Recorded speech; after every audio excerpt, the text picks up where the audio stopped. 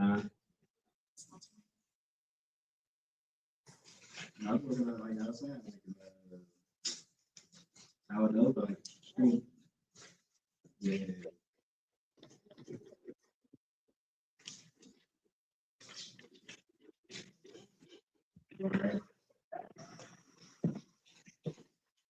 Yo, yo, yo, what's good, good people? We are exploring one of Gospel Go-Go's legends, right? We also are exploring one of Go-Go's current legends because this guy has been playing with some of the premier bands. And, you know, let's jump into it. We are appreciative that Chuckin Drew, aka the minister, aka the guitarist, aka everything. Hey, we appreciate everybody for tuning in. We appreciate you 100. So Drew, What's going on? I can't call it player. I can't call it man. My God, Delano, man. Yeah. Man, tell them we go back like Six Flats. You hear me? Hey, my man. Yo, they have no idea how far we go back. But Bruh. we'll get into it a little bit. All right. Okay. So let's just go ahead and jump straight through it. Ooh, okay. What's going on with Drew, like right now? Right now, Drew is really in his production bag. I've kind of given up the stage for production, if that makes sense. I definitely have not given up live performances, but I really want to jump into a more serious role, a more serious aim and goal, other than just performing on stage. Yeah. Okay. All right. Yeah. So I know that broke a lot of people's hearts because you have a dynamic stage performance, and you always have. So Yes. you broke the news to everybody. How do people feel about it? I mean, everybody said, man, hey, Drew, you know what you should be doing. And it's a thing where it's just like, I'm like, I do know what I'm supposed to be doing. And I don't want to leave that alone per se. But all in all, I know that there is a greater mission for me. Not just, I still want to do what I do. I'm still going to be able to do what I do in a grand fashion, but I know that I want to be able to do something bigger than just performing on stage or performing in clubs every week. Gotcha. So just in case y'all don't know, just in case you're not aware, Chuckin Drew started off in a mission band. Gospel Go-Go, right? So let me go in the car, man. But yeah, I'm saying with you. So how did you get involved in Gospel Go-Go? What's the backstory here? How did I get involved with Gospel Go-Go? I can honestly attribute it to three people. Okay. It was what can I say? Okay, it was definitely my Aunt Cheryl. For those that know who Aunt Cheryl is, I believe you remember who Aunt Cheryl is. Yes, indeed. My Aunt Cheryl was very big on youth get-togethers, youth parties, like anything going on with the youth where we could have fun. My aunt was on it. So I attributed one to her, two to my grandmother. My grandmother was like, if you ain't doing nothing, baby, if you ain't doing it for the Lord, then you don't need to be doing nothing. That was grandma thing when I was a teenager. Right. And well, I guess I'm gonna give it to both of them, O2 and Jay. Okay. Yeah. So how did you get connected with O2 and Jay? So I went to a youth service at Great Commission. And at that time, I was just coming out of high school. I was like freshly graduated, bro. I was like really just like getting ready to see what the life was and what life had going on. I was actually living with my aunt. And so we go out to Great Commission and I see this band, and like this band that I'm looking at, they are on a million. Like, who is this band? They hitting, I mean, they sound like Northeast, they sound like Backyard, all in one, but they did not cuss, and they were talking about Jesus the whole time. I'm like, who is this band? So my aunt, needless to say, I always played guitar. I was a musician or however. My aunt goes up to the front after the show and she's like, yeah, my nephew, he plays the guitar and he needs to be in y'all band. And of course, Jay and them looking at me and looking like, okay, lady, what are you talking about? But and she went and got me, and I walked up to him, and she introduced me to him, and they was like, call. Hey, and I got, you know, at that time we wasn't really on phones like that. We wrote down numbers, so I wrote down all of their numbers, and they was like, call them on a Tuesday. So that the next Tuesday that came around, I gave them a call, and we was all on a group phone call, bro. And all they wanted to know was, did I know who Jesus Christ was? That's all that mattered to them, bro. Like, especially Fonzo and Worm. They was like, are you saved? Like, do you know what being saved is and all that, you know? And I'm a PK, so of course I fit right in. I was like, yeah, I know what it is. I know what it's about. And they asked me how long I've been playing. I told them I've been playing since I was like 12, 13 years old. And they was like, all right, we'll come to practice. And I believe the first practice that I went to, I don't want to say it was at Tony's house. It was at somebody's house. If I can remember their name, hopefully whoever's watching this, I believe if O2 or know that they can help out. But we was at a house. It was like in a garage, but it was set up like a studio. And we practiced, man. And I plugged up and jumped right in. And I was on the front line from the beginning. I had a microphone, and they told me to go ahead and sing and back up O2 and back up Jay. And it just went on from there. It actually just clicked. And they're very stickler. They're very choosy, as you know them for many years. So for them to even deal with me, or for them to even choose me, was a blessing in itself. That's what's up. So when it came to, okay, let me ask you this first. What year was it? What year was that? That had to be 01, 02. Okay.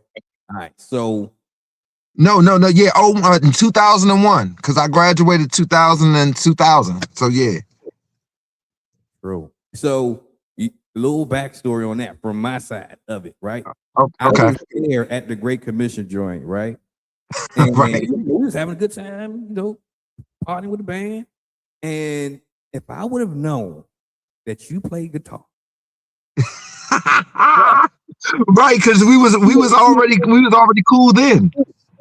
Because we went, okay, backstory some more. We went to the same school. Yeah, exactly. We went to the same high school.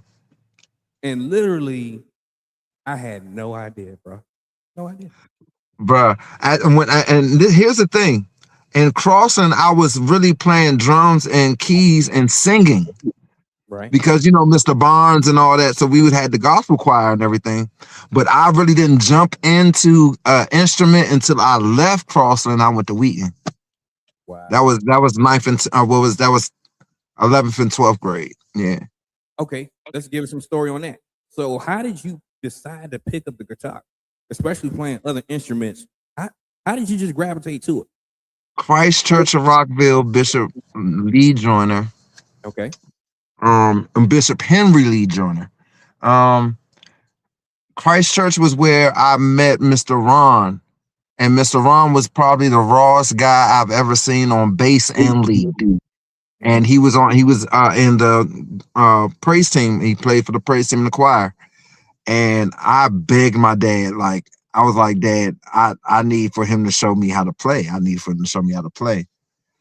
So around my birthday, I want to say, yeah, around my birthday when I was turning 11, Mr. Ron took me into the practice room where the church was. You know, we had a practice room where all the instruments were set up. He sat me down and he said, man, if you can learn these 2 songs, I'll teach you. So he sat me down and I learned those 2 songs, bro. And from then I ran with it. My father went and bought me a guitar, and that was history, bro. That's what's up. So what year was that around? That had to be, if I was 13, Lord. That was 98, 99. Wow. 98, 99, yeah. All right. So we got some framework on the times and dates here. All right. So let me ask you this. So when you went, okay, so at what point did you get familiar with gospel go-go? What was your first experience with gospel go-go? My first experience with gospel go-go was honestly, if I'm saying the bishop's name wrong, but it's the song that Chuck Brown did with one of the bishops, and he did Can't Nobody. Okay. And that was the first time I ever heard a socket with a gospel hook. When Chuck Brown did Can't Nobody Do Me Like Jesus. I don't believe that really was the start of, no, I think it was. I really think that was the start of it. Because I don't think I really heard anything as far as go-go and gospel mixed together before Chuck Brown did that Can't Nobody Do Me Like Jesus. Then I want to say when I started going around to Zion with Keith Battle, no, this was that wasn't Zion, that was Refuge, or was it Refuge? What was Keith Battle at over there off of Crane Highway? Oh, Mount Nebo. Mount Nebo, there we go. So Mount Nebo was my first gospel go-go, period. Okay. So I believe it was Exodus. Okay. And 10 Commandments. And I want to say POC. I want to say that. Okay. That sound like a normal. That sound like what it was. That's a mean combination there. I tell Yeah, you. that's a mean combination. So after seeing POC, I'm like, what in the world is that? Yeah. Because POC was Junkyard. They was like the gospel Junkyard, bro. So I'm like, man, they got all the energy. But I really wasn't like looking for it, if that makes sense. I went to it, it was cool. All right, cool. But that Great Commission show sold me. When I saw Exodus, Submission, and I don't think it was it was an older type, it was a more mature band, if I want to say that. I'm not sure who that was. Urban Street Level? At Great Commission?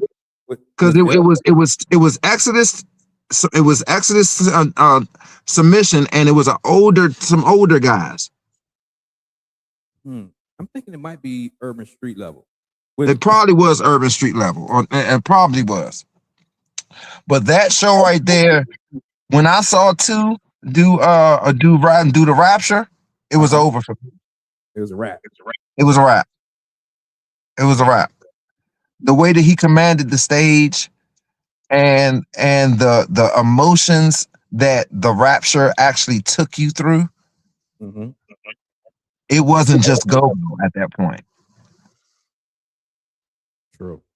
I mean, my soul to this day, my soul was, if you listen to that song, it was just like, I don't like the fear tactic of like, I don't like the fear tactic, like you're going to hell type. I've never liked that.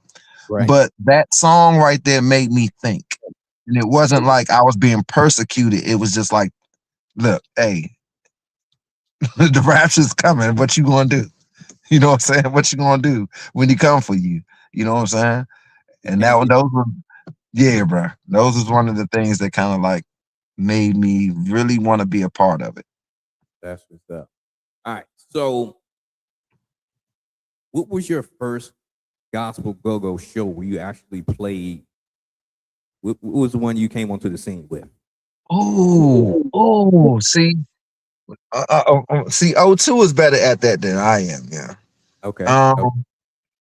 Man, O2, and see, two or Worm would be like such and such date at such and such time. I don't remember, bro.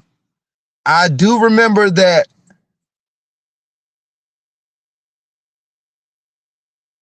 I do remember that Tony T, the manager at the time, Tony T. I was the youngest of the band, so I would have to do everything. So he would come and pick me up to do everything from the time I joined the band. I had to do everything, like set up the sound. Like I had to be there hours before any of the other brothers would be there.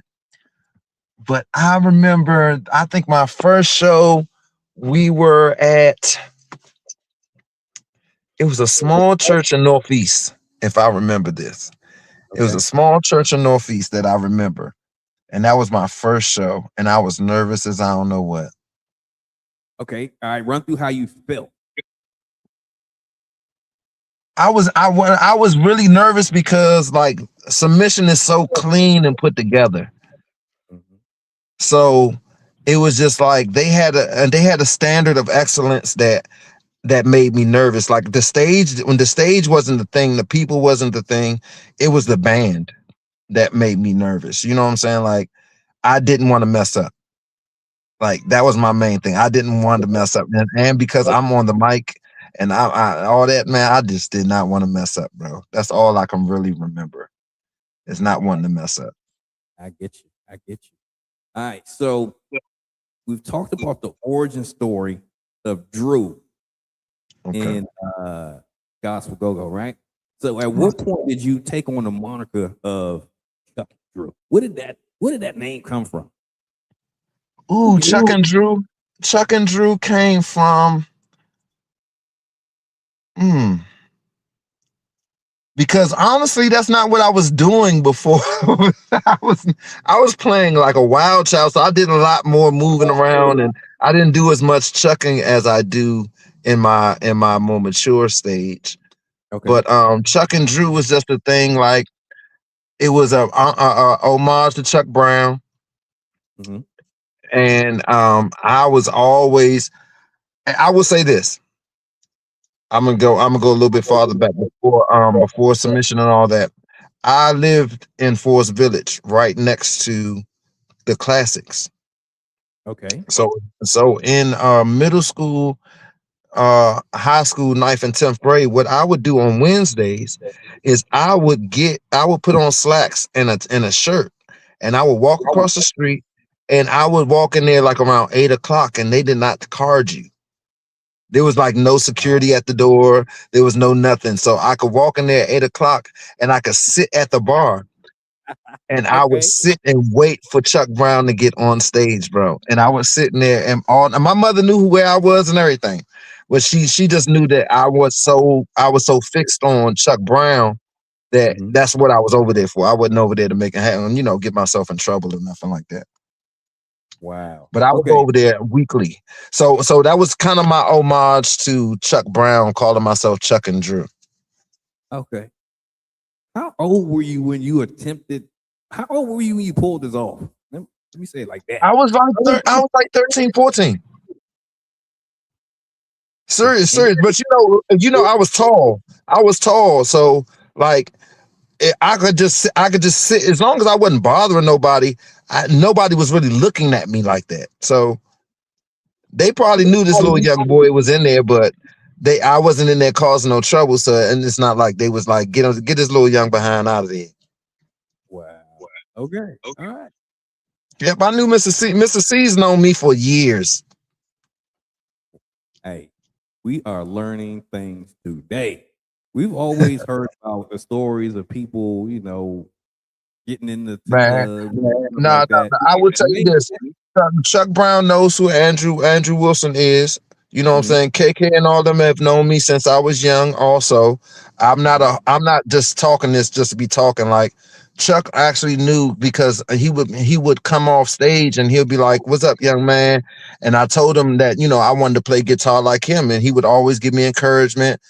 And actually, until I got into submission, that's another backstory. But we played for Chuck Brown at his birthday parties, at his pool parties, and that in his backyard like 3 times. Because Worm is Sweet Cherie's cousin. Right. Okay. So since we're here, let's talk about it. So run through the connections of various members in submission with traditional go-go. You mean the members of submission with traditional go-go? Yeah, their family ties with. Okay, so a lot of them do have like real family ties to band members. So I mean, like, all I know is that everybody knows two, and two knows everybody. And how that is, you don't ask questions. It's just that they know each other. People know two when they see him. As I said, Worm, Sweet Cherie is their first cousins, I do believe. Fonzo, his family was just like, official in the streets, if that makes sense. So right. he had plenty of ties all over the place. I'm not really sure about Double D, but I know that Double D is very, very, he's well versed in go-go. Yeah. Who else? King, I'm not really sure because King, his family was on something else, but I mean, King was a thorough cat, and the King, when it came down to the Kings and sports, you already know what to do with them. I thought he was professional baseball.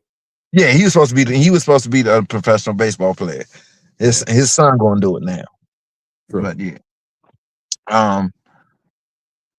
Let's see who else. I mean, Big John came into the picture a little bit later. You know what I'm saying? Shout out to Big John with Mature Clientele and all the production that he does. But yeah, Big John has a lot of different connections. We had Sherwood, and we had Elwood, and we had Hope. And Hope, his folks is all into the Kojic Church. So that's where that kind of, I don't know. We had a lot of connections. I'm not sure where to put them in regular go-go though. I'm gonna say this: y'all had some heavy hitters in y'all band, right? Yeah, we did. Yeah, y'all had Elwood Jones. Elwood Jones. Shout out New Life and all the things he got going on. Of Shady Groove from back in the day. One of the best bass players I've ever heard in my life. Man, you hear me? Good. Woo, you hear me? Man. So to have a rhythm section with Drew and Elwood, mean. But also with on the flip side of it, you had John playing bass too. Yeah, when John came in really with a go-go mind. Like he had church chops, but he knew go-go, so we couldn't miss him if we tried. Yeah. So shout out to all of the band members of past and present. All my brothers, man. Yes, sir. So let me ask you this. What was your favorite show in gospel go-go? Ooh. Every Bobby Jones, every single Bobby Jones that we ever did. And I think while I was in the band, I think we did Bobby Jones 3 to 4 times. Okay. So like, don't know. Bobby Jones is the curator and the architect for BET's, what was the name of it? BET Gospel. BET Gospel. So yes, sir. You see them every Sunday on BET, right? Faithfully. Yes. Then these guys, you see them on a TV screen. on beat. You like, yo, yeah. But then on top of that, you see them at King's Dominion playing. You see them everywhere.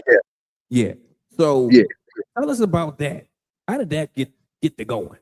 I would say the most significant one was when we did Evangel across from Six Flags. Okay. They was trying to put makeup on us, bro, and we was like they trying to put powder and stuff on there. And they like, the lights is gonna be on y'all. We like, nah, we don't want none of that. We don't need none of that. Not knowing that we was gonna get out there looking like we was bathing baby oil. We ain't know that, but you know, that was one of the biggest little productions that we ever did, and we crushed that one too. And that was one of the most memorable. As you said, the King's Dominion shows.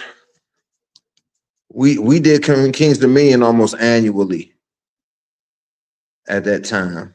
But nothing compared to the Complex. Nothing in gospel go-go. It's kind of like how Bounce Beat feels about the CFE. The Complex was the epitome of what the CFE was beforehand, before the CFE. So it was at that time, Hot Shops was the big thing. And everybody would go to the Hot Shops to go see TCB at the time. They were just popping. Raw Image at the time was just popping. You know, a lot of were the elevations of the time, and a lot of them were just like kind of like getting their foot in the game. And the Hot Shops was the place where it was going down at. But everybody went to the Complex before Hot Shops. So let me interject this real quick.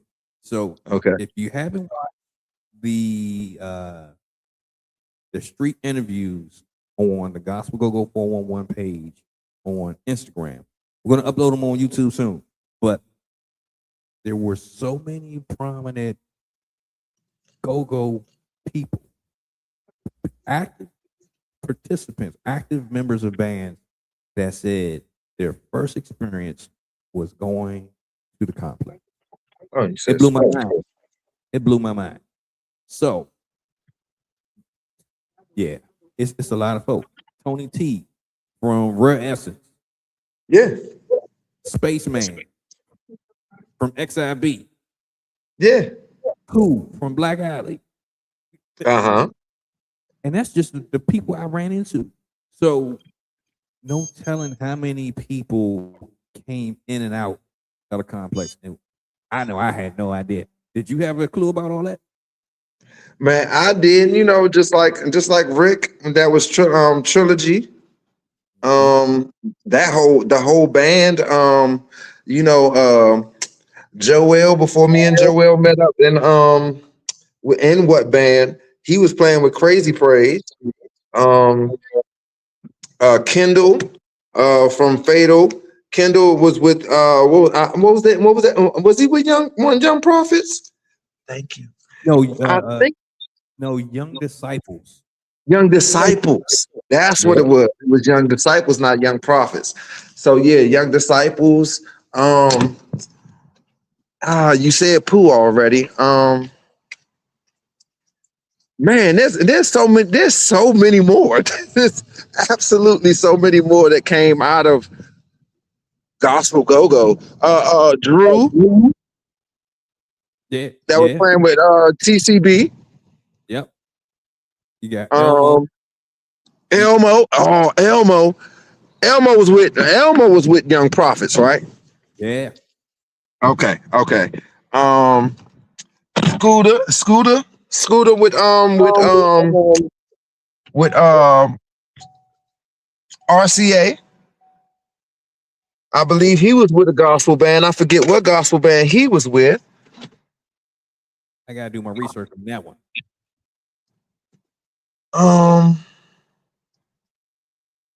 Man, it's a few. It's a few. It's too many actually.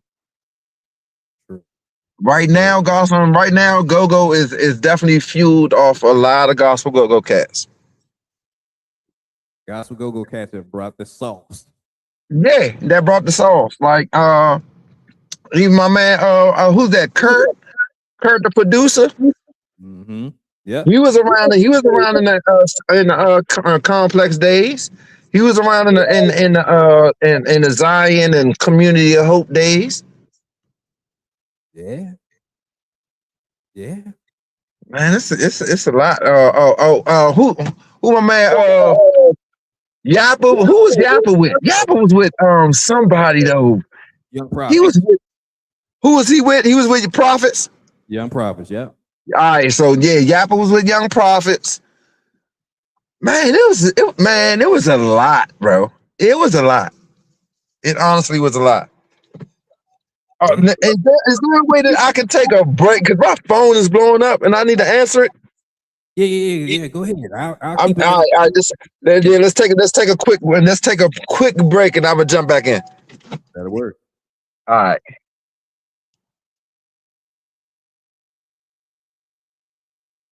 So, folks, hey, we will be we're taking a pause for the calls. I feel like a radio DJ. Drew is taking a break. He'll be right back with us. So we appreciate everybody for tuning in.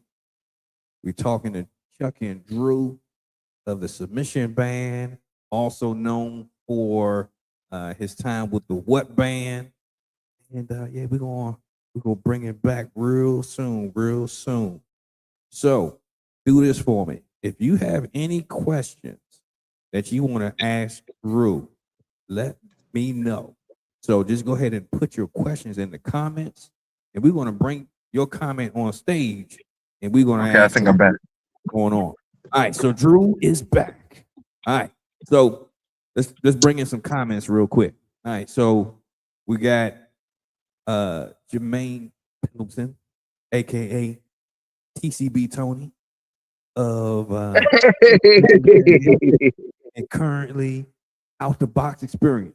Saying what? Out the box, my man Tony, man. Yeah.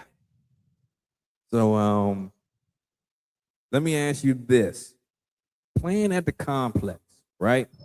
Okay. It's so epic to us. Can you describe the complex for those that have no idea what we're talking about? Okay. All right. So in the early 2000s, y'all, we had a spot that was like that had everything in it. It had basketball courts. It had video game rooms. It had private little rooms. It had food. When I say food, I'm talking about burgers, dogs, fries, nachos, all the candy that you could think of. And it was bands playing from what was it, 6 to 10 or 6 to 9? Something like that, yeah. Yeah, man, it was everything. And when I say it was everything, it was a place for teens to really just let their hair down, and it was safe. Like it surprisingly, when I think about now to then when I think about right now, it was surprisingly safe. Yeah. So it was about, just so people can get some context. Think about Okay. about 500. Yeah, 500 to 600 youth in one spot weekly without fail. No problems. No problems. And it was and I don't want to be well, this is the place to be cliche. A lot of youth were able to receive the word of God at that time. And I believe that helped a lot of youth, no matter what has happened in a lot of people's lives. I think what the complex provided for us kept us out of a lot of worse things. I agree. Yeah.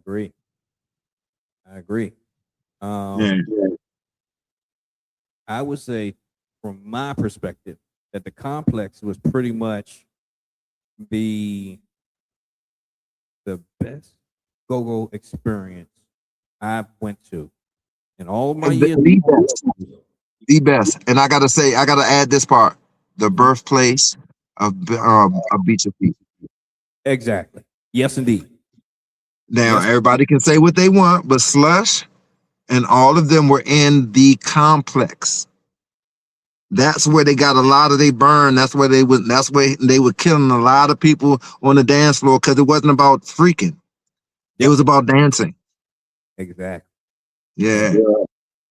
It was about the party. Yes. Yes. Yeah. The okay, so you had Don up there. You had Hey. Kelly. You had everybody you just mentioned. You got Lil Red, Jordan, Kelly. It was so many. And like you said, you seen one or two people doing it, and then it just came like wildfire. And it's literally like, Yeah, it became the thing. Like, I mean, a lot of people didn't beat your feet, and I'm gonna keep it honest. You know what I'm saying? A lot of people did not just beat their feet. It became a thing after it became. I mean, it was like, how can I say? It became a phenomenon or the thing to do because of how sweet it looked. Like, everybody danced, but when you battled, it was a certain way that you battled, and it became the way that you battled. Like, and there was certain, you know, people could do backflips and splits and all sorts of stuff. Take your shirt and pull it over your head and make it seem like you ain't got no, like that was just stuff they used to do. But when they incorporated beat your feet to it, everybody from Northwest to Southeast to from all over Landover, VA, everybody started beating your feet. everybody. Yeah. So okay, so you had your run of beating your feet. We can't bro. overlook that, right? So Yeah, you know, a lot of people don't like to tell the stories of getting beat. You know what I'm saying, in a battle. But you know, me as far as me and Don was the real kings around there. I'm just gonna keep it funky like that. I'm gonna say that. I'm an old nigga. I'm an old guy. I'm an old guy now, but you know. when the last Me time and Don had the crown, man. True. When the last time you beat your feet, man? Ooh. A couple days ago, man. I was with my little nephews and them had to show them. Yeah, they thought they was doing something. I had to show them what was up, man. That's what's up. That's what's Man, up. my little knees got a little arthritis in them, man. Little 43-year-old knees, man. True. So, was there ever an instance where you felt like beating your feet at a regular go-go while you were playing? Yeah. Oh man. Well, I mean, I can kind of go over to the what band part, but one thing about when I joined with what band that was different from me joining with other bands on the regular side was that what band we would go out to other people's parties. So knowing you know me as you know me, I'm gonna be the life of the party and I'm a dance. 100%. So that was one thing I was gonna do. So yeah, I was known for going ahead turning up the party. So I used to do all that. And people didn't know I could beat your feet, I could beat my feet until I started dancing. Like, oh, Drew, I didn't know you could do all that. Yeah, bro. I can play more. I can do more than just play the guitar, man. True. So since you brought up what band, right? Okay, hold on. Let me ask you first. Was Submission the first go-go band you ever played in?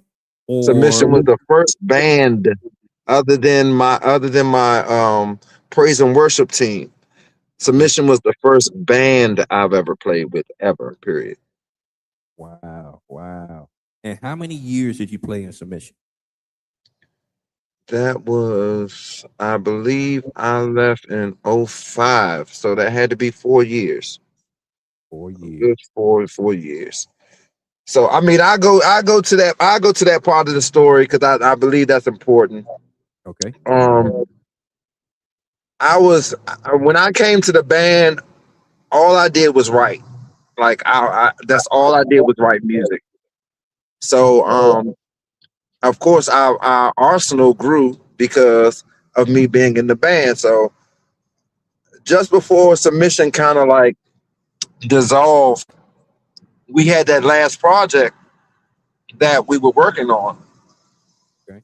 And you know about that because me and you were talking about that all the time. But we had that last project that we did, and we did that live recording at Great Commission. Hmm. And needless to say, we had some cats recorded, and they disappeared with it, like literally disappeared with it. Like we don't know who or where they are at this point right now. I wish that Right. we can get it. All that I know that it was on PBS, and they ran it on PBS for like a couple years. But other than that, we did not have the recording of our own. Hold up. Okay. I don't think I even knew that part of it. So you said that whoever recorded it Yes, ran it on PBS. And y'all, bro. We had the PBS came out to record and to video record it and audio record it. Mhm. We also had a person come out to do the audio recording at Great Commission. Okay. So PBS actually had the whole concert, the whole recording, which was a lovely concert actually, great concert. Yeah, you were there. But they ran that concert from Great Commission on PBS for like a good couple years, like a good 2 or 3 years on PBS. They're like it would be on specials. They would come on certain times of the day, just random times. But the person that we had come out, I think we had them come out from like North Carolina or something like that. We never heard from them people ever again after that recording. Wow. All of us right now to this day, we don't know who to contact or how to contact anybody, who to contact for them people. That whole concert, we don't know how to get that. But needless to say, that was a frustration of mine because I was just like learning business or learning how to, get into just writing, publishing, all those different type things. So I was just kind of getting into it. So, at that time, I don't want to put this as a bad light, but it has to be real, and I think that it should be said. Submission was a machine, Yes, sir. and at our time, we really were doing it for ministry. Like we were not asking for no money. We were not looking for any type of monetary anything. We were really just doing it for ministry.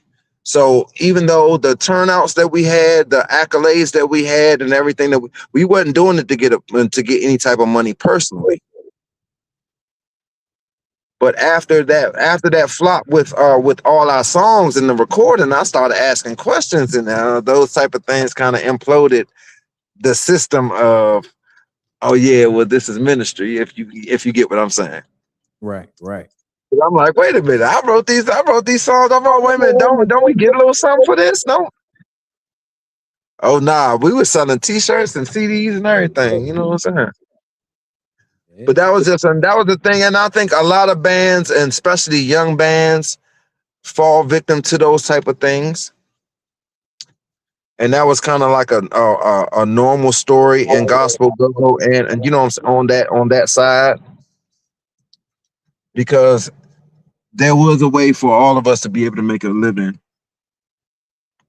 off what we were doing, but we just had no idea about it. Yeah. We should all still be playing to this day.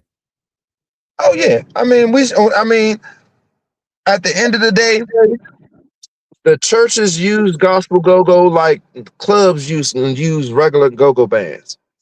When they need something for their youth, they call in the gospel go-go band. When they need something to look good towards the youth, they call in the gospel go-go bands. When their ministry or per se is not bringing in the youth, they would call in the gospel go-go bands. But they wouldn't allow us to be a part of their ministry, though. True. So how did that or did that, let me say it like that, did that impact your decision to walk away or to transition from gospel go-go? Oh yeah. By that time, just to be honest, I had my first son. So at that time, everything as any new parent or any new father would be like, man, hey, look, I got a mouth to feed. You know what I'm saying?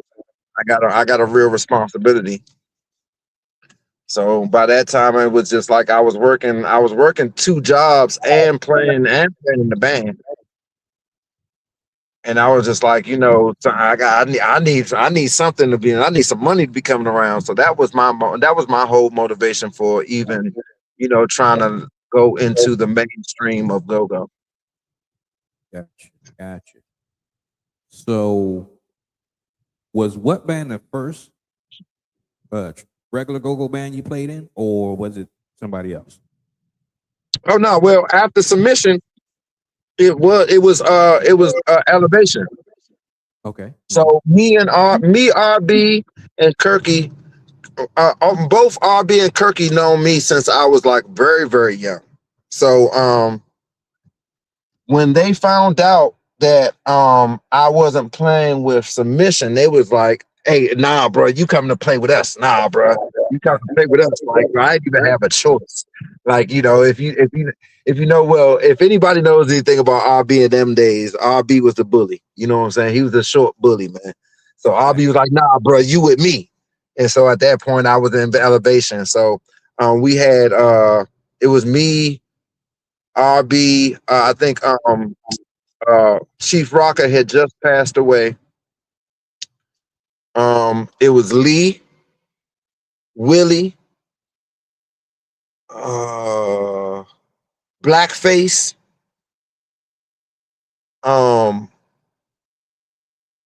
Dookie on bass. KC was the singer. Man, we was tearing the streets up. That's all I remember. Yeah. I went from playing in the complex to playing in Black Onyx, right there next to the Tiger Market. So that lets you know what type of contrast I went through. True. So then you transitioned to what band? So No, I went from Elevation to UCB. You're right. And then UCB is where I did Sexy Lady. You're right.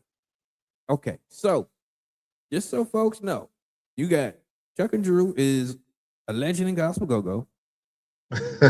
He's also did his stint in UCB, which ended up creating the song "Sexy Lady." That's literally probably besides "Doing the Butt" by EU, is probably the most popular, well-known song. To God be the glory. To God be the glory on that.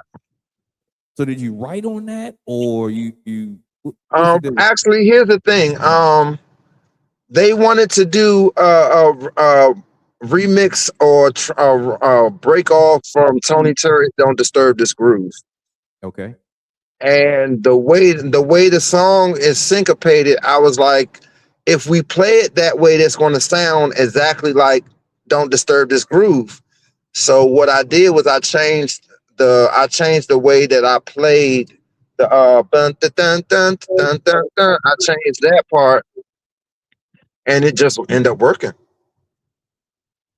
True. It ended up working, and we ran with that because when I changed the way I played the guitar on the song, Rashad changed the way he played the bass, and we just let it run like that.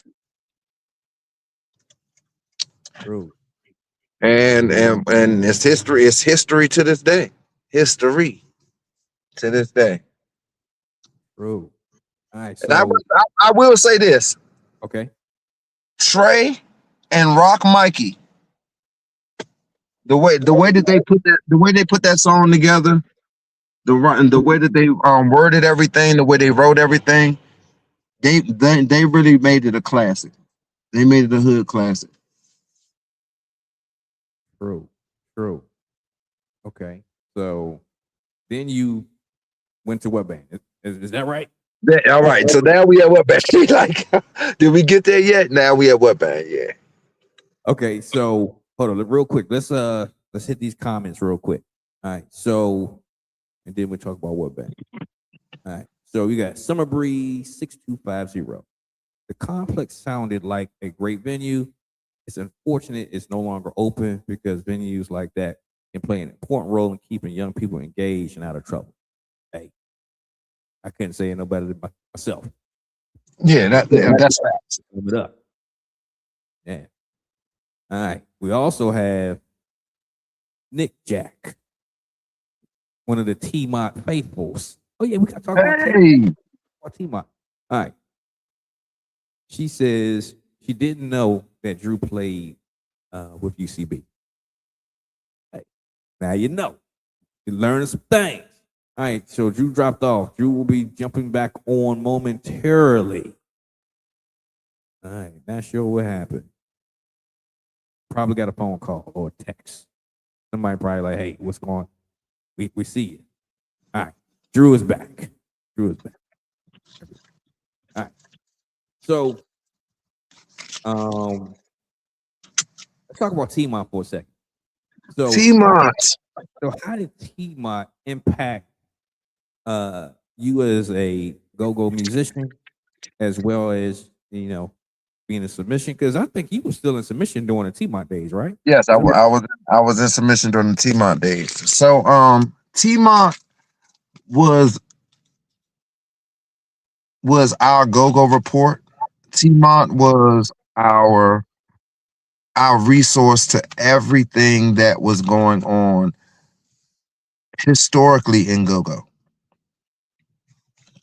At that time, Kato and Jen and Bobby and it's definitely a few other that were very imperative, but the way that they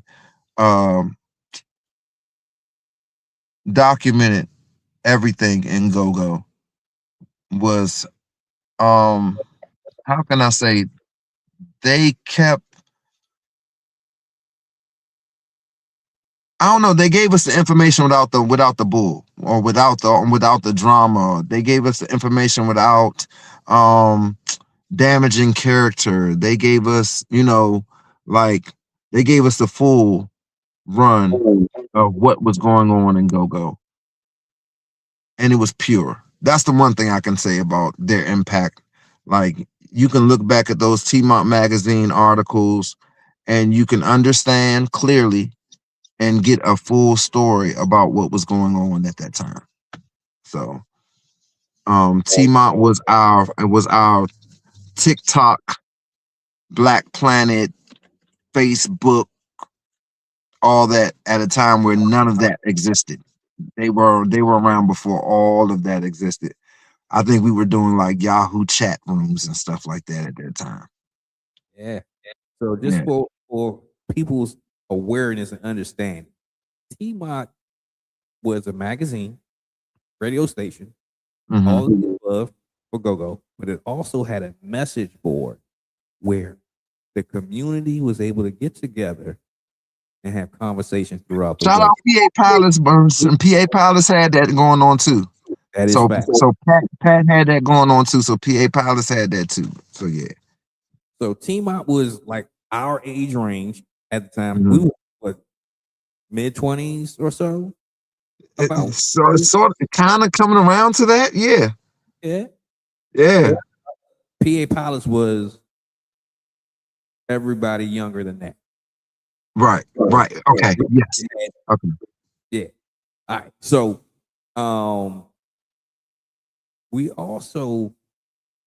we didn't do a lot of work during that period of time. We pretty much was getting paid to be on these message boards throughout the day. Yeah, you definitely could. Yeah. So we burnt some bandwidth up while we was working.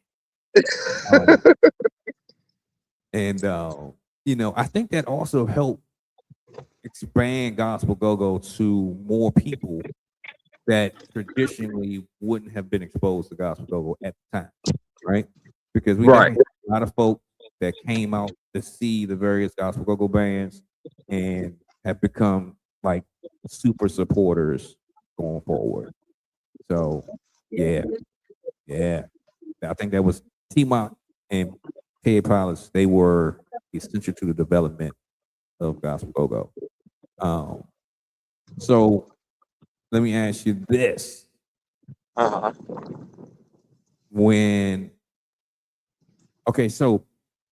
what were some of the when you started doing regular go-go, right?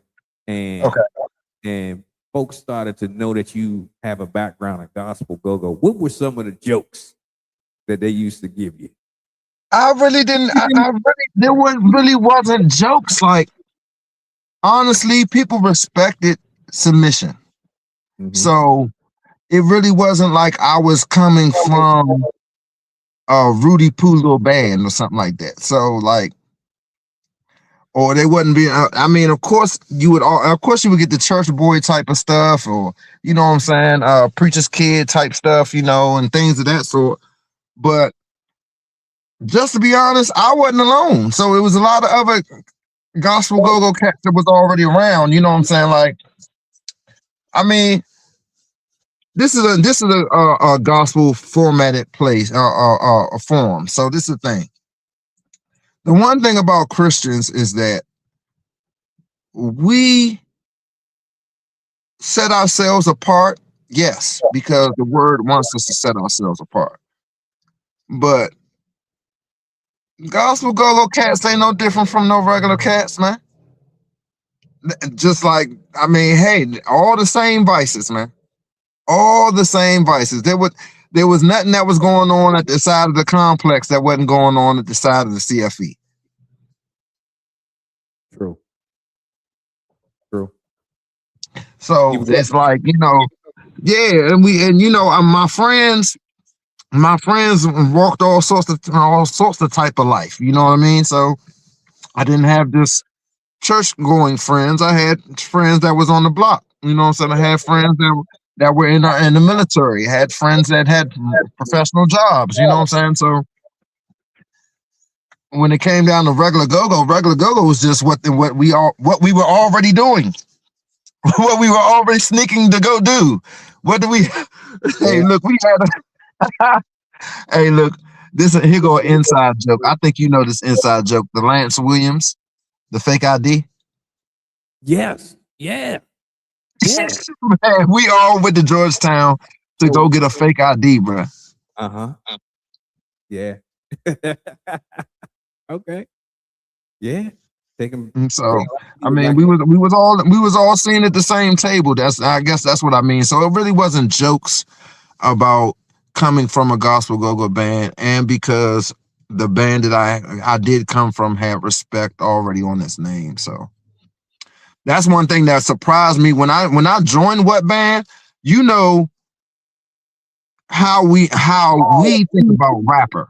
You get what I'm saying? Rapper is the leader of Northeast. He's the dude with that voice. You know what I'm saying? And when I walk into practice and I'm sitting there and I'm with him, and he's like, I go shake his hand, right? And I was like, yeah, I'm Drew, such and such. He said, I know who you are. And I was like, what? Wow. What? He was like, yeah, I know who you are, bro. I know the bands that you played in, you know what I'm saying? And like he would always let me know that, you know what I'm saying? And this is one thing I definitely got to say about rapper. He's definitely a carne asada, or he knows his go-go. He knows his history. So he's like, bro, I know. And he started naming, yeah, bro, you was at this spot, and I remember this song, and I heard this song, and I heard this, and yeah, I know who you are. And I'm like, wow. And I'm this is thinking like, before you got into Wet Band, or this no, is this is my first practice walking into Wet Band. I'm walking into Wet Band practice. I really hadn't met. Of course, I've seen Rapper at Northeast Groover shows. You get what I'm Right. saying? Going to the Icebox and the Times, different things like that. But I didn't know him. Mm-hmm. So the only one that I knew was Joe Hill. Gotcha. I was invited by Rico because me and Rico started playing at Reverend Lee's church at the same time. Okay, let's talk about that. So Okay. you started playing at Community of Hope, right?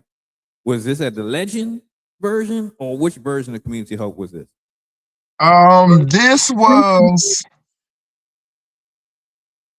Oh, no. I'm dying, bro. Okay, Drew has frozen again. We'll see if he'll be right back with us. He may have dropped his phone. Let's see. All right, so while we're here, what is your favorite moment of submission band? If you got questions that you want to ask Drew, put it in the comments. Whether if you're on Instagram, Facebook, YouTube, wherever you at. Yeah. But Drew will be right back with us. Also, if you want to hear gospel go-go 24 hours a day, if you want to hear more submission band, if you want to hear any of the bands, do this. In the description, there should be a link to the actual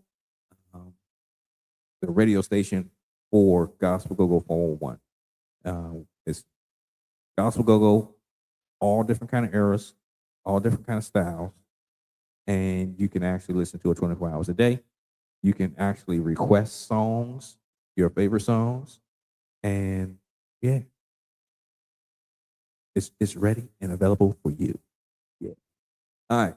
So again, we're waiting for Drew to jump back in. Looking like some technical difficulties here, but he should be right back with us shortly. So, speaking on Submission Band is definitely one of my favorite all-time gospel go-go bands, and they always brought the party. Their writing style for their songs were always on point. Always. Beyond industry level. Right? So they were ready. They were well seasoned before their time. But again, we're waiting for Drew to jump back in. Don't forget to follow Gospel Go-Go 411 on social media, whether it's on Instagram, YouTube, Facebook, is everywhere.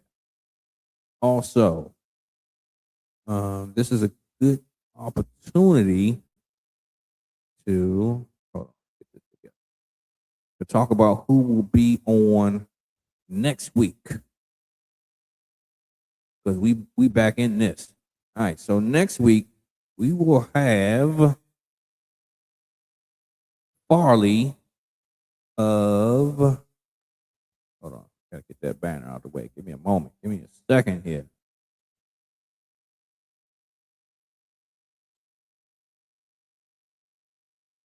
All right, so we're gonna have Farley from Praise 92.7 / 95.9 FM. That's the former Praise 104.1. So next Thursday, January the 22nd at 7 p.m., Farley will be joining us, and we'll go down memory lane of him being the manager of Mission Band and also some more of his origin story in gospel go-go, and how his impact on Radio 1 and Praise 104.1 at the time, his impact on getting gospel go-go played at various points, and whatever the future holds.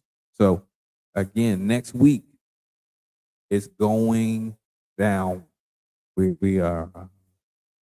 going to see what's going on with Fall.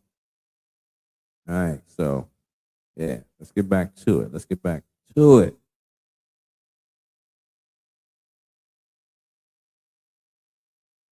So again, we're waiting for Drew to jump back in. He might got to charge his phone or something. Who knows? We'll see.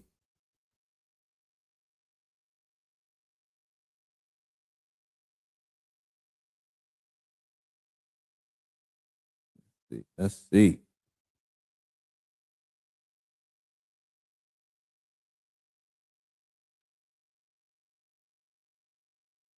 All right. So again, we're waiting on Drew to jump back in. This has been a great conversation.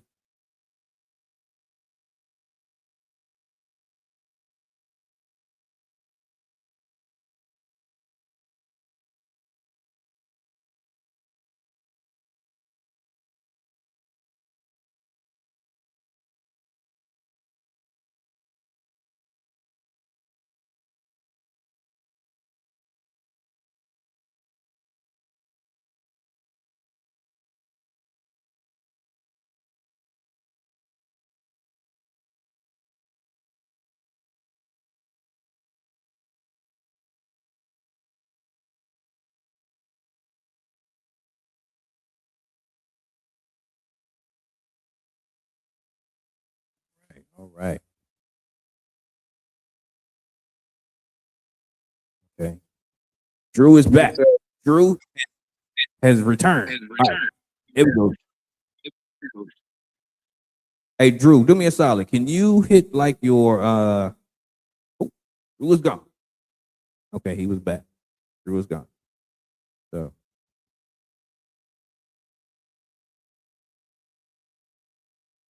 Drew will be back momentarily.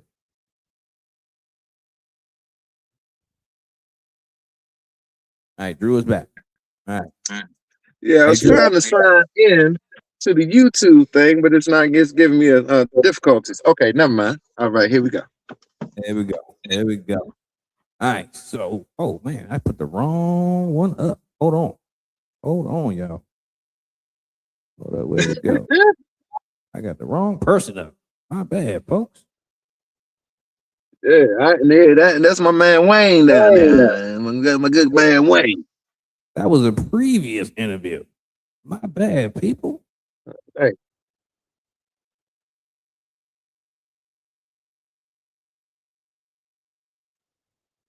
But anyway, while I fix this, we can continue on with the conversation. So, okay. So we left off when you said that you were your first interaction with rapper, aka Chris. Yes, man. He actually knew who I was, and he wasn't doing no faking either. He knew. Like, he was able to call out stuff and call out songs, and I was like, wow, I didn't know that he actually knew, you know what I'm saying? He knew who I was. But he said, he wasn't going to have nobody in the band that he didn't know nothing about. So, you know what I'm saying? And that was definitely a flattering thing to me, because, like, he's a part of my childhood. He's a part of my adulthood. You know what I mean? Mm-hmm. So being able to grace the stage with him for as long as I was able to, was nothing but a learning tool and a blessing to me, man. That's what's up. So, how familiar is rapper with gospel go-go?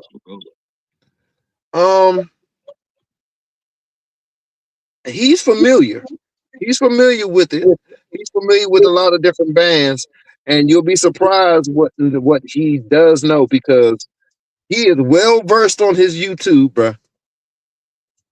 I did not know that he spent as much time researching and listening to everything go-go, Okay. but he's very familiar with most of the go-go bands. He's familiar with songs. He has songs and things that he likes. He has people that he likes. You know, you know, well, I guess one of the things he was telling me was that, Jam and Jeff had Crazy Praise. Mm-hmm. And he was like, man, that's my brother. And he liked Comrade style. So he was like, those were some of the things that he, you know what I'm saying, he looked into, or, you know what I'm saying, or he kept up with. So he's very well versed, and he knows a lot about gospel go-go. That's what's up. That's what's up. Yeah. And bro, when I tell you he's a Christ-centered dude, he really is, bro. He's a dude. He's gonna pray. He has no problem praying. He has no problem praying for you or praying with you. You know what I'm saying?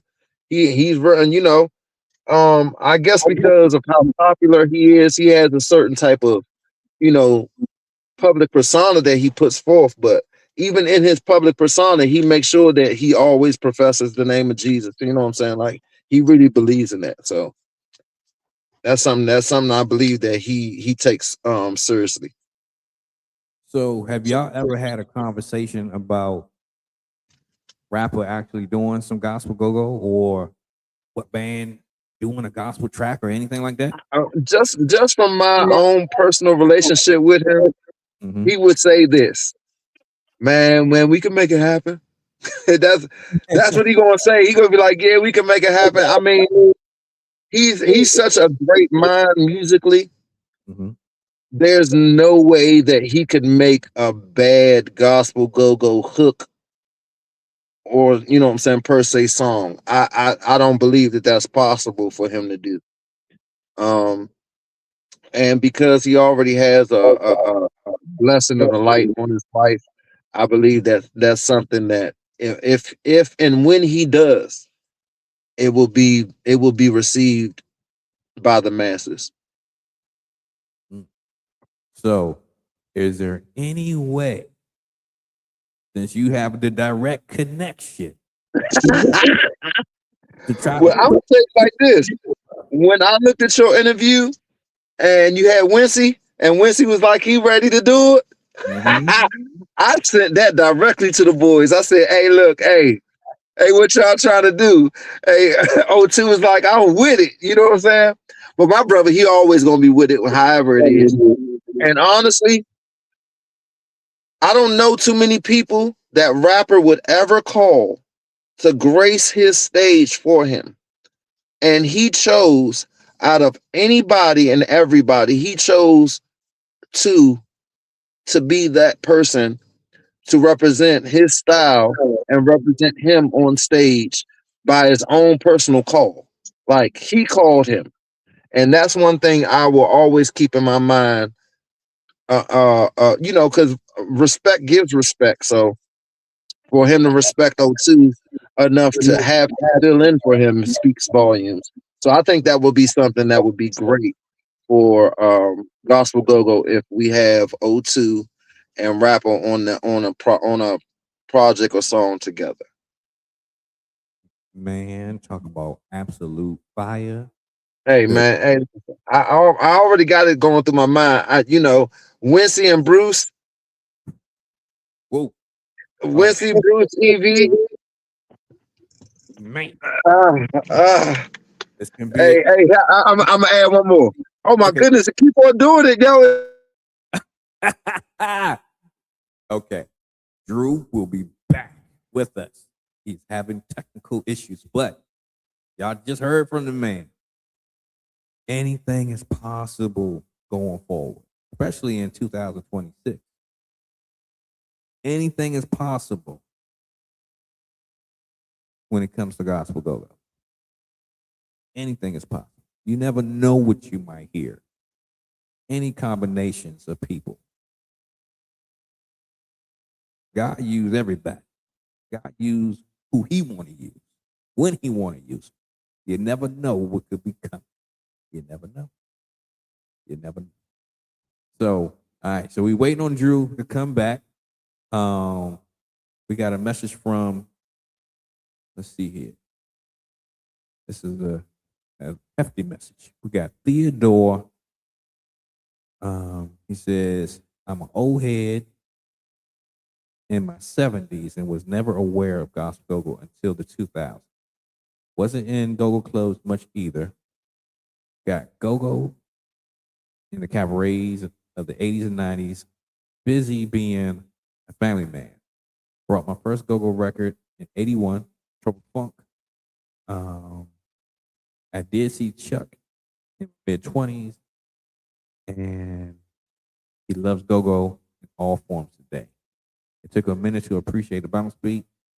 The go-go beat is undeniable. I agree wholeheartedly. Yeah, that's the one thing about go-go. When it catch you, it catch you. It is what it is. You know. So yeah, so we're waiting on Drew to jump back in. He's having some technical difficulties. I'm gonna have to ask him what's going on so that we can try to mitigate this situation. But yeah, let's see what's happening. Let's see what's going on. Let's see what's going on. So again, we want to appreciate everybody that's pulled through from the different platforms. We got people from Instagram. We got people on Facebook. We got people on YouTube. We got people everywhere. So yeah, we appreciate everybody. Yeah, you know what? Nick Jack, you might be right. Nick Jack says he has Verizon. And I think you're right. I think this could be a Verizon issue. Is they definitely have put a lot of people down. So it could be Verizon. Anybody else got Verizon? We got Verizon out there. All right. I don't have Verizon. No, I don't. All right. So again, 2026 can be a very, very monumental year for Gospel Go-Go. It's still in the beginning stages. We're only 15 days in. One thing that we're going to talk about is the Go-Go Awards. And, you never know. Gospel Go-Go could have the song of the year for next year, for the 2027 version of the Go-Go Awards. Or, you never know, it could be a different kind of award. Who knows what could happen? But yeah, we appreciate everybody. So don't forget, if you want to hear Gospel Go-Go at any point in the day, we have a 24/7 radio station that is definitely available for you. And the radio station is on YouTube in the group chat. This also should be in the description as well. And I think we got Drew back. We got Drew back. Enough announcement. Yeah, here we go. Before I want to make sure, I want to get this point, and I want to say this one thing before my phone keep on doing this to me, man. All right. This is imperative, and I just want to speak on my own testimony. God has blessed me in Go-Go to be a part of the greatest echelons and stages of Go-Go. God allowed me to be a part of one of the best go-go bands or gospel go-go bands in gospel go-go history. I've also been graced enough to play with some of the most legendary bands in traditional go-go. And may it be cliche or not, I will say this. There is nothing like the place and in the hands of God. I've tried it all. I've been in all the rooms. There is no safer place and there's no better comfort than in the arms and safety of our Lord Jesus Christ. I chased things that I thought that I needed. I chased things that I thought that was going to make me better, or bring me joy, or bring me cloud, or bring me. I've won. I've had the best song in go-go. Um, I've I've won the awards multiple times. Been a part of the winning squad plenty of times, but God has been the only constant thing in my life. So if my phone tends to, to disconnect on us again, I want that message to get out more than anything. That if you look at my resume and you look at my life and you look at my life work, I want God to be able to be shown that He got the glory outside of any decision that I've made ever in my life, good, bad, and ugly. And that's my encouragement to the youth. I've heard my grandmother say, if it's not in Christ, if it's not in Christ, it won't last. You know what I'm saying? Whatever's in Christ will last. Whatever's not in Christ will, and that's the truth. If it's not in Christ, man, it won't last. Enjoy it while you can, but if it's not rooted in Christ, it's not going to last. And I believe that's the biggest message that I could ever get across in my personal testimony. And when you look at my life, or when you look at the things that I've done, or you look at, my resume, or you think about the bands and stuff that I played in, and things I've been a part of, well, the one thing that stands true is that God has been faithful and just, and He's protected me through all these things. I've been on my deathbed a couple times. I've been sick. I've lost loved ones. I've lost close friends, and I've had situations where it should have been me, but God has been faithful through it all. And while all the different options are out there, God is the best one. I just want to get that. I just want to make sure I get that point, get that one part across. I know I've probably made lots of people by jumping in and out of the live, but God is the most important decision that you could ever make in your life. Period. Hey, I think we all agree with you. And even though, you you made some transitions with the signal today, right? Yeah, Dropping out, people been sticking with you. People ain't going man. nowhere. You're So right about that. right? They sticking with you. People have always stuck with you. Okay. He'll be right back with us. All right. So Summer Breeze also said, well said. All right, Drew's back. There we go. Hey. Put it like this. I would say this. The enemy, I don't normally say stuff like this, but the enemy know the conversation that we have in the day. Right. How impactful this conversation is, and got your phone tripping. That's what we gonna say. Facts. That's what we gonna Facts. But listen, we're gonna get this across, and I know how my boy Delano is, so he's gonna have the shorts, and he's gonna be able to put this thing together so the real messages can get across. True. But I'm glad for everybody that did tune in. I'm thankful for everyone that tuned in for this, and I don't think this is gonna be the last time.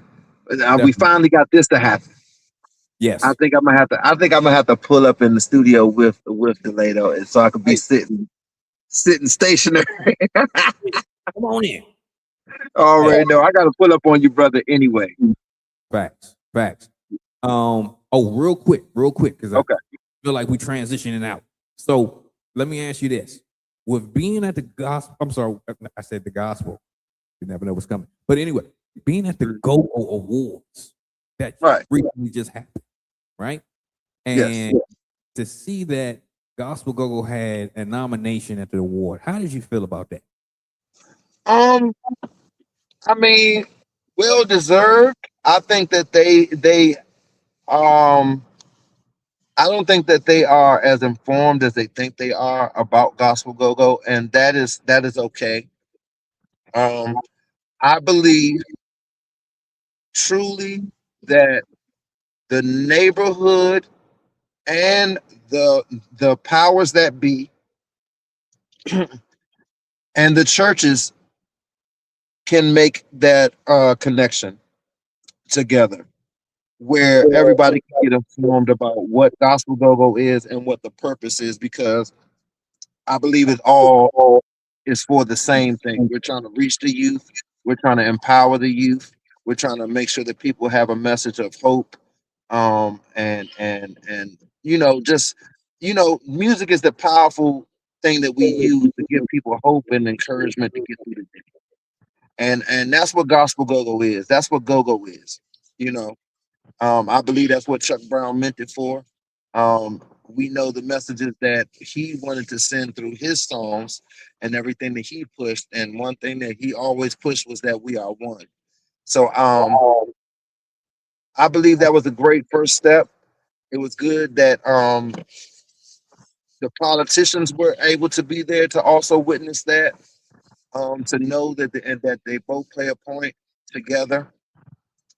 Now the community, uh, the uh,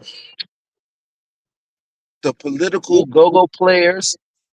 Now that we have people that are taking political positions in go-go, I believe that's very important. I believe that them and the churches will be able to come together and get something powerful done. But it's just growth. It was good to see those that are, I got to say this, and me and my guys talk about this all the time. Me and Submission, we talk about this all the time. Curtis, man, listen, I'm gonna salute you for keeping it going. When other things fell to the wayside and other bands fell to the wayside, he kept it going, and that has to be commended, no matter what people personally feel. You know, um, gospel go-go is here to stay. I believe there's a lot more information that can be given, and and there's a lot more to be learned. And I challenge all these bishops and pastors to really get with it this time, and really get to their youth, and not just the youth. Get to the people. The people love them. The people love this culture. The people love the music. It's a multi-million-dollar culture. I don't see why it can't be melded together once again. True. True. So, so we talked about Go-Go Wars. We talked about submissions, origin stories, which we talked about everything. Did we leave anything out? I mean, you did touch on that, but yes, I was ordained after my birthday. Okay, yes. Glory be to God. That was something I didn't even know. I didn't see it coming, but I am now an ordained minister. Shout out to Victory Church. They're actually in ministerial training right now, but I've been on this interview today. But I just want to shout out my church, Victory Church, 61220 Central Avenue, um, where we just teach the Word of God and want to give people a better relationship with God. That's all. And that's all that really matters to me now is making sure people and myself have a better relationship with God, personal relationships. So, when will we be able to come and support you, Drew? When will we be able to come and see you behind the pulpit? Okay. Well, I already had my initial sermon. But when I get on, it's because I want to continue to learn Okay. as well as minister. So I'm sitting in training right now. So when my next sermon is coming up, I'm definitely going to let you know, and I'm definitely going to make it available on my social media platforms. Hey, we pulling up. We My pulling God. up. My 100%. God. Oh, shout out to Jay Jones. Jay Jones. He has oh, what is the name of the church? Zion, right? He's in, huh? Zion, right? No, he's not. Jay is not at Zion anymore. He has his own church now. He's not. I don't believe he's under Bishop Battle. I mean, he's under Reverend Battle anymore. He has his own church in Northeast now. Really? Yes, brother. He's doing great things. I do believe that O2 is a youth minister now, which he's always been. But he's also a minister now. So I believe just as our old age is starting to kick in, man, our responsibilities have taken its toll or taken its step up. So True. yeah, man. Well, I will be making sure that I let you know about any sermon that I have or any time that I'm going to be preaching. You're my brother, so I'll make sure that you got the information. And I appreciate this platform, man. I really do, man. And whether people, I gotta commend you for keeping it going because you have been consistent, and consistency wins the wars, man. You can lose a couple battles, but the war will be won with consistency, and you definitely do that. Hey, I appreciate you, brother. You know, like you said earlier, and I agree. To God be the glory. This, I'm just trying to do my part. Right. It can be, something like this, or it can be something where I'm playing the background, or you might not even hear from me and know what I'm doing. But God is good, and I appreciate you. God is good enough to give us little grays in our beard now, man. I got a few more than a little bit, my brother. It started off like yours. Just a few whiskers. Yeah, brother. A lot. It's all good. Hey. Oh, man. But when we met each other, man, we wasn't thinking nothing about this. I'm going to tell you that one thing. Not at all, brother. Not at all, man. Mm-hmm. Not at all. Not at all. Let me go ahead and try to get some power to this phone. I'm going to reach out to you in the next 20 minutes, man. Cool. I appreciate you, man. Man, I love you. I love everybody for tuning in. If you want to see more content, you want to hear more stories with me and Delano, tell Delano so we can have another one just like that, and we'll do it just like that. And actually, I got something for him. The guys, we're gonna be meeting up soon, so I'm gonna let you know about that so you can push that too. Oh, really? Yeah. We might I think we knocking the cobwebs off. Is this somewhat of a submission? Yeah, somewhat of a drop. It's somewhat of a drop that we knocking the cobwebs off. We polishing up our instruments, man. I think something might happen. Okay. Hey. Yeah, 2026, man. So, man, it's gonna be a good year. It's gonna be a great year. Great year. All right. Yes, sir. I look forward to whatever that information is. So I got you, man. Seriously, I'm gonna call you in the next 20, 30 minutes. That'll work. All right, man. I love y'all. Appreciate you, brother. For sure. Love you too, man. Have a good one.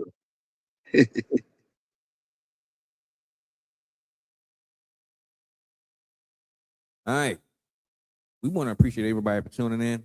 Don't forget, you can listen to Gospel Go-Go 24/7 every day of the week. You have all your favorite bands. There should be a link in the bio. If not, I will be posting.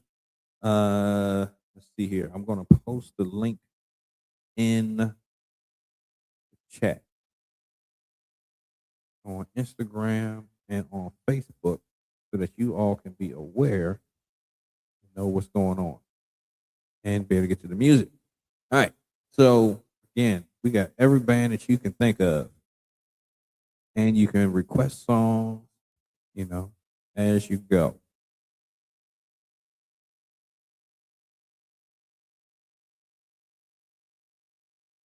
But yeah, we had a great in-depth conversation with Chuckin Drew, formerly of Submission Band.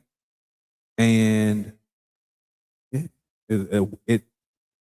appears that there can be some rumbling of or it could be some bringing back of submission band in 2026. We'll see if this turns into, one show or multiple shows or what this can be. But I'm excited for 2026. You got big things coming from all of the current bands, whether it's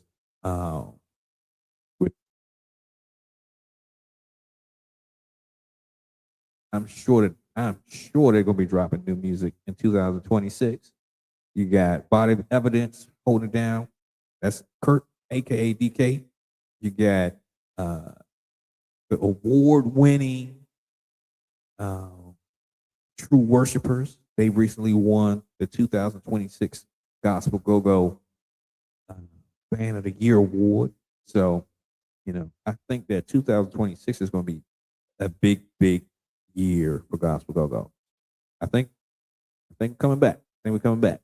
But don't forget, do this for me. Like the video. Like the video. Let folks, this helps us get the message out to more people. So like the video, share it on your social media, let people know what's going on, And yeah. We'll be right back at y'all. We appreciate everybody for tuning in. Folks from the old school Gospel Go-Go, people from, the regular Go-Go community tapping in. We appreciate everybody.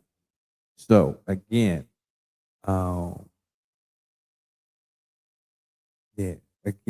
next week we will have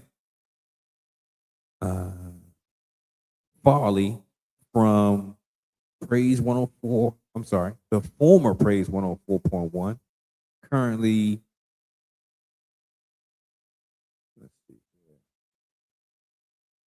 Currently, Praise 92.7, 95.9 FM.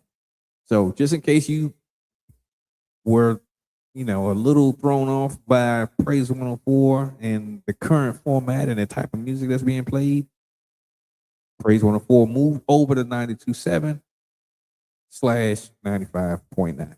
So we were talking to Farley. Farley has a great background when it comes to Gospel Go-Go, whether managing Mission Band or his impact on getting Gospel Go-Go played on the radio, and also what the future holds for him as well as Gospel Go-Go. So things is moving and shaking. 2026 is going to be a nice big year. So again, if you got a Gospel Go-Go band, make sure you're putting out your music. Get your music out there. There's so many more opportunities coming. Be ready, so you ain't got to get ready. All right. So again, January 26th, we got another conversation coming with Farley. And, we appreciate everybody. I mean, everybody for tuning in. Because at the end of the day, this is done for you. It's also done to expose other people to Gospel Go-Go, as well as the main thing, get God's word out to his people. All right. So again, look in the bio for all the links, or look into the description, or even if you follow us on Instagram, right? Follow Gospel Go-Go 411 on Instagram. And in the bio, there is a link to the radio station. So that's probably going to be the easiest way to get there, So, yeah, we appreciate everybody. This is going to be it for tonight. We'll catch y'all next week. Thank you for tapping in with Gospel Go-Go stories behind the crank. Don't forget to stay connected on social media. And we out of here.